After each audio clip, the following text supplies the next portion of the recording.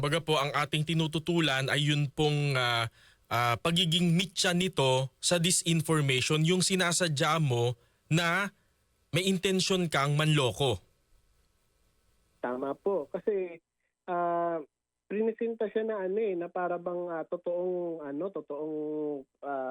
kabataan yung nagsasalita, 'di ba? Hindi Mm. hindi dinisclose na ito ay isang AI generated video. Kaya yung panawagan nga natin sa mga social media platforms, kailangan dahil meron naman silang tools, Oo kailangan nga. talaga kapag na-detect na AI generated video, magkaroon ng tag na AI, at ito ay isang AI generated video. Kasi Mm, mm. kailangan maprotektahan talaga yung publiko doon sa paggamit ng AI technology. Kasi sa totoo lang, for us, wala namang problema kung gumawa tayo ng AI generated videos, no? Makakatulong yung AI sa atin. Pwedeng panlibang, kung pwede rin talagang makatulong siya sa pagpo-propagate ng mensahe. Pero siyempre, kung ang mensahe naman ay hati sa ating lipunan lalo, 'di ba? Kumbaga, hati na nga tayo ngayon doon sa usapin ng impeachment. Mm.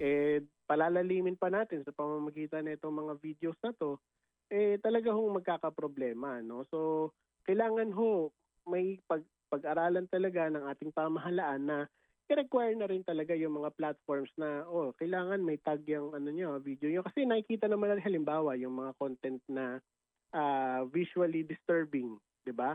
Meron yang meron yang kumbaga parang banner na kailangan mo munang i-click. Ibig sabihin, nabasa mo na may disclaimer doon, may disclosure doon na pwedeng visually disturbing itong na to, video na to. May pwedeng may violence, may kung ano pa man na dahilan para matakpan 'yun.